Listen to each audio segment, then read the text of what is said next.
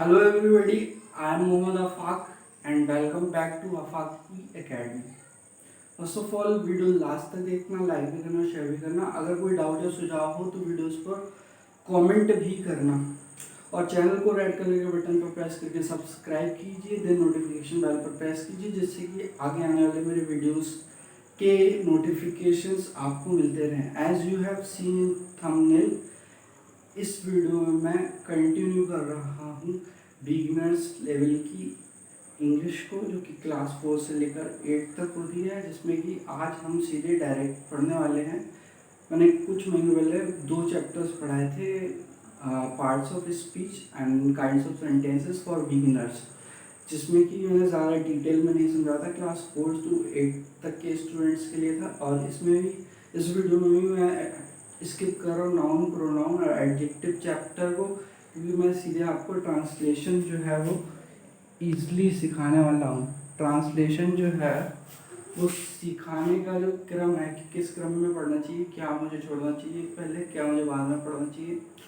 तो verb chapters पढ़ने से आपकी ग्रामर भी थोड़ी स्ट्रांग होगी और ट्रांसलेशन में भी आसानी होगी। ओके, ठीक है।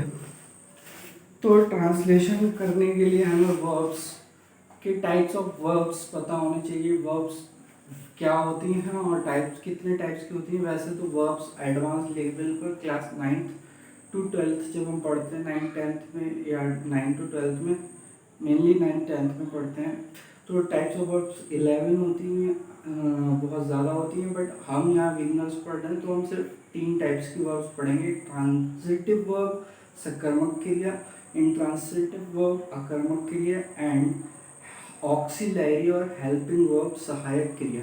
3 टाइप्स ऑफ वर्ब्स, जिसमें कि 2 टाइप्स की डेफिनेशन ऑफ वर्ब की डेफिनेशन मैंने बोर्ड पर लिख रखी है। तो स्टार्ट करते हैं। वर्ब जो शब्द किसी कार्य का करना या होना प्रदर्शित करता है, वर्ब या क्रिया कहलाता है। A verb is a word that denotes an action. Next, kinds of verbs, कितने काइंड्स की वर्ब्स होती हैं। फर्स्ट जो है वो ट्रांजिटिव वर्ब, इसे हिंदी में बोलते हैं सकर्मक क्रिया। सकर्मक क्रिया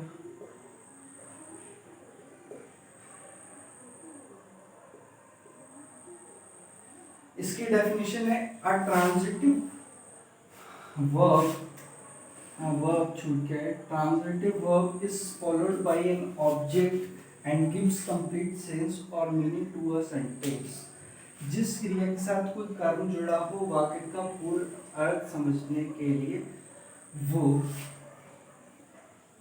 वर्ब ट्रांजिटिव वर्ब कहलाएगी। मीन जो सेंटेंस है उसका कंप्लीट सेंस या मीनिंग समझने के लिए क्या चाहिए होगी हमें, ट्रांजिटिव वर्ब। वाई?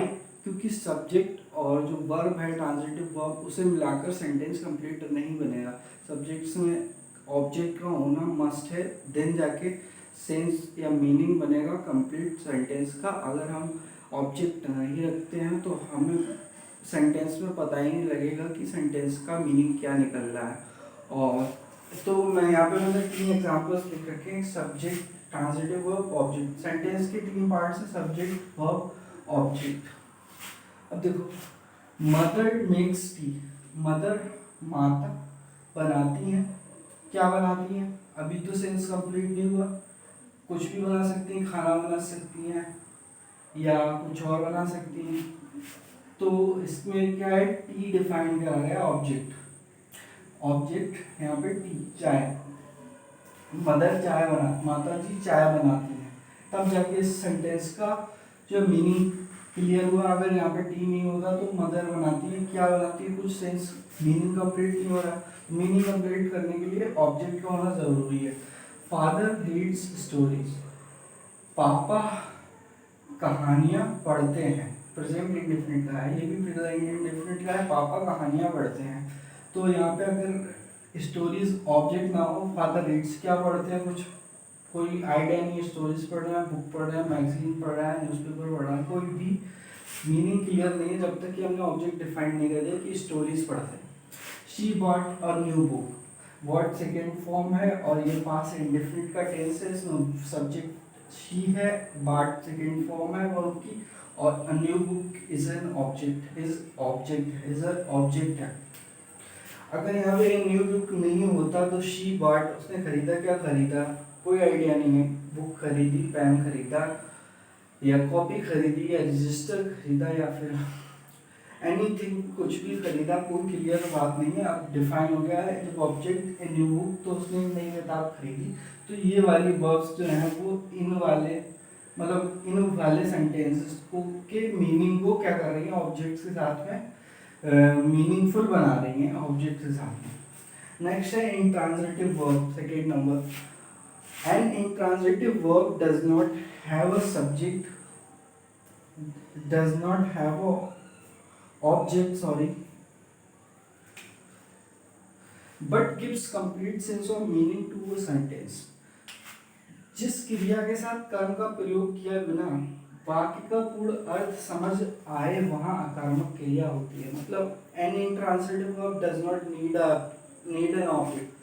जैसे कि यहाँ पे ऑब्जेक्ट है, बट अब जो मैं वर्ब्स लिखने जा रहा हूँ, अभी लिखूंगा यहीं पर, तो मैं ऑब्जेक्ट नहीं लिखूंगा, और विदाउट ऑब्जेक्ट सेंटेंस में ऑब्जेक्ट नहीं होगा, सब्जेक्ट होगा, वर्ब होगी, और सेंटेंस का मीनिंग खुद ब खुद क्लियर होगा, क्योंकि वो टाइप्स की वर्ब्स इंट्रांजिटिव वर्ब्स होंगी।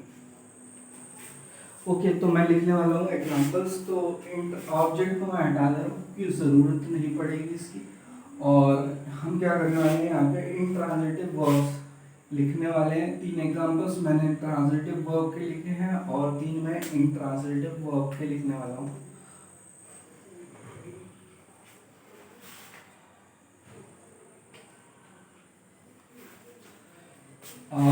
इसका एग्जांपल है ही लाफ्स, वह हंसता है।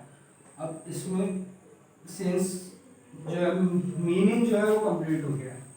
वह हंसता है, बस इसमें कोई ऑब्जेक्ट की जरूरत नहीं है। वी स्विम, हम तैरते हैं, वी स्विम। प्रेजेंट इंडेफिनिट का, प्रेजेंट इंडेफिनिट का subject intransitive verb the child cries, the child, child means बच्चा, और क्राई माने रोना होता है, और फर्स्ट फॉर्म है वर्ब की यस लगा हुआ है, बाई का आई हो गया है, तो ही क्राइज प्रेजेंट इंडेफिनिट का है, बच्चा रोता है। इसमें कंप्लीट मीनिंग हो रहा है सेंटेंस का, कोई ऑब्जेक्ट की जरूरत नहीं है। तो इस टाइप की वर्ब्स जो है ये वाली इंट्रांजिटिव वर्ब्स कहलाती हैं। नेक्स्ट जो है वो पार्ट नंबर 3 है, टाइप नंबर 3 है ऑक्सिलरी वर्ब्स। ऑक्सिलरी वर्ब्स यहाँ तक नोट कर लें, इसके बाद में थर्ड नंबर पे हम पढ़ने वाले हैं ऑक्सिलरी वर्ब्स। हम 11 टाइप्स की वर्ब्स नहीं पढ़ने वाले हैं, जो हम एडवांस लेवल पे, इंटरमीडिएट टू एडवांस लेवल पर क्लास 9 में पढ़ेंगे। तो मैं बिगिनर्स के पढ़ाने के बाद में पढ़ाऊंगा, हो सकता है, और इन वर्ब्स को जान के भी हमारा ट्रांसलेशन में अच्छा खासा काम चल सकता है। सब auxiliary verbs, auxiliary verbs, auxiliary verbs, इन वर्ब्स को हेल्पिंग वर्ब्स भी कहते हैं। इन वर्ब्स को हेल्पिंग वर्ब्स भी कहते हैं।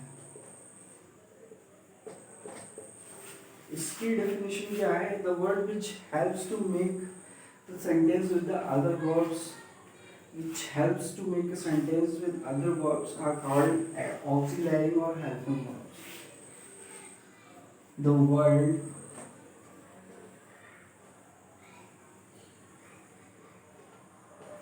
which helps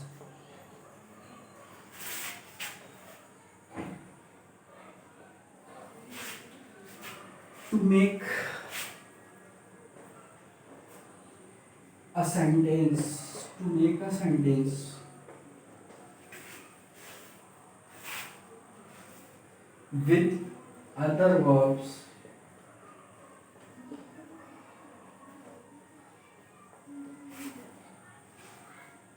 are called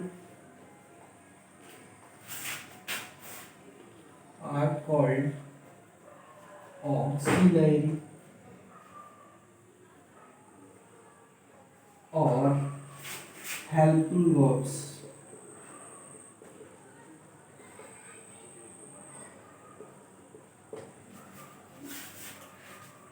Hindi में लिख दूं मैं, जब क्रिया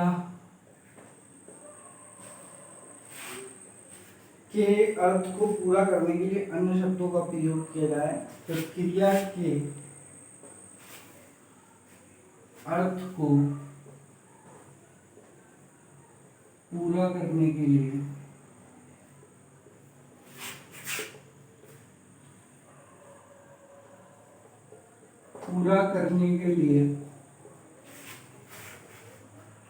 अन्य शब्दों का प्रयोग किया जाए, अन्य शब्दों का प्रयोग किया जाए, शब्दों का प्रयोग किया जाए,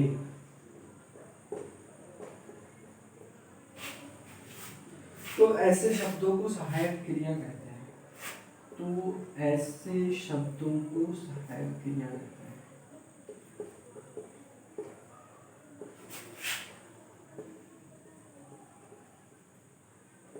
तो ऐसे शब्दों को सहायक क्रिया कहते हैं। ओके, अब मैं लिखने वाला हूँ सेंटेंस के पार्ट। सबसे पहले सब्जेक्ट एग्जाम्पल में, फिर उसके बाद में एक आएगी हेल्पिंग वर्ब या ऑक्सिलरी वर्ब लिखूं, ऑक्सिलरी वर्ब। देन उसके बाद में एक और वर्ब, जिससे पहले हमें इस ऑक्सिलरी वर्ब को लगाना पड़ेगा, जिससे कि सेंटेंस का पूरा मीनिंग क्लियर हो, वर्ब, और देन हमारा आएगा ऑब्जेक्ट। एग्जाम्पल्स हम लिखने वाले हैं। For examples, he was catching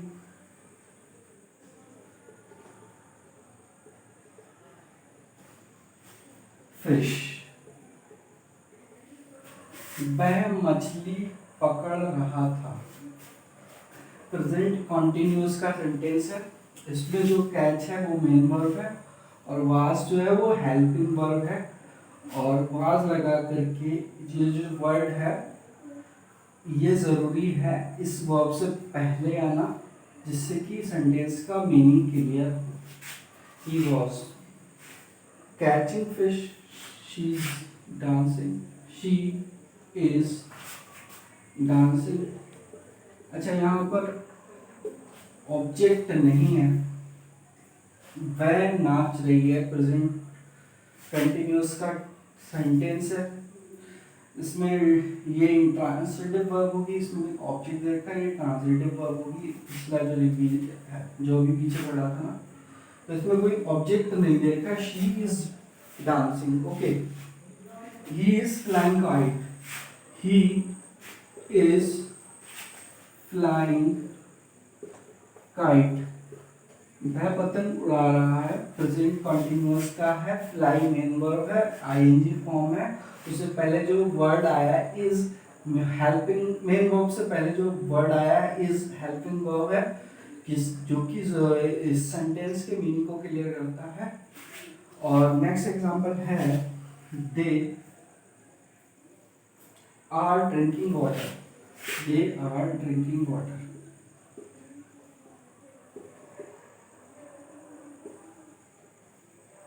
वो पानी पी रहे हैं। प्रेजेंट कंटिन्यूअस का सेंटेंस है।